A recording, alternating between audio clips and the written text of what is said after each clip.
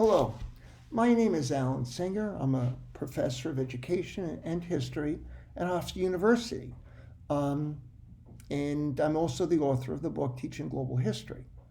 And what I've done is I've prepared a series of brief lectures that are aligned with some of the chapters in the book.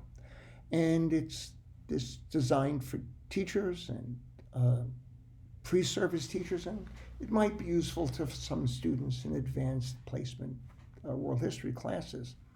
So I hope you find the lectures useful.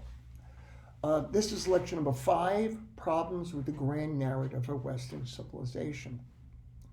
I guess first, history and civilization did not start in ancient Greece.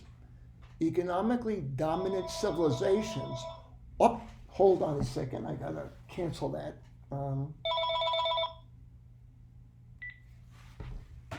Sorry. First, history and civilization did not start in ancient Greece.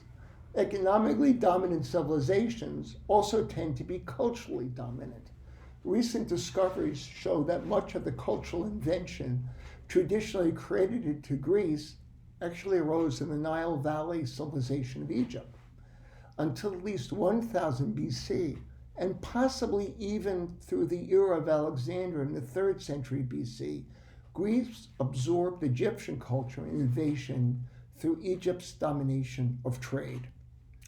Egypt was the breadbasket of the Mediterranean world. Egypt, during the reign of Pharaoh Akhenaten IV, roughly 1364 to 1347 BC, was the first monotheistic culture. Egyptian statuary are early examples of mother and child, and what we associate with the Madonna and child, and they predate the Christian era by more than 2,000 years.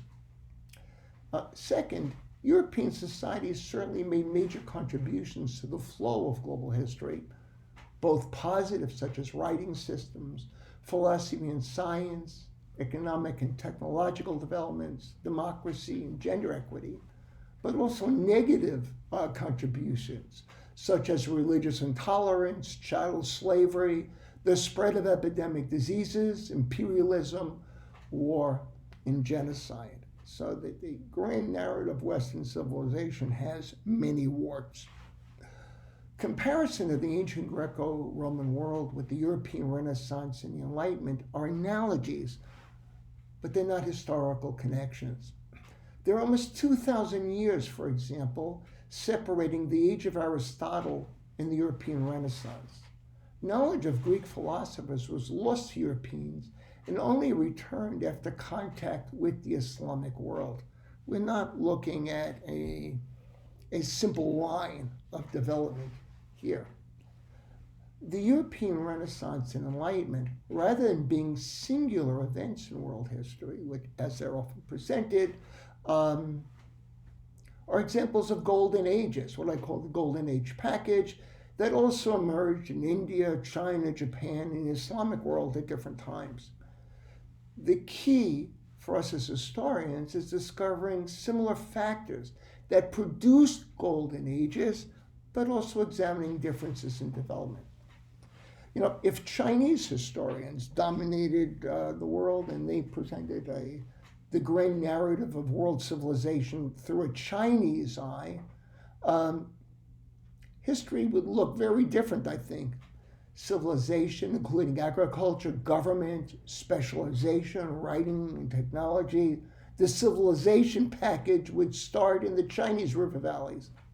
We would be focusing on Chinese golden ages, and European interference in China between 1600 and 1900 would probably be seen as a dark age.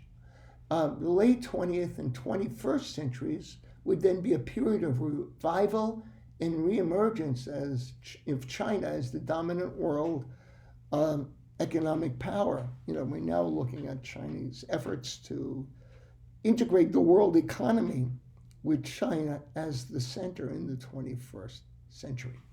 Thank you. I hope this was useful.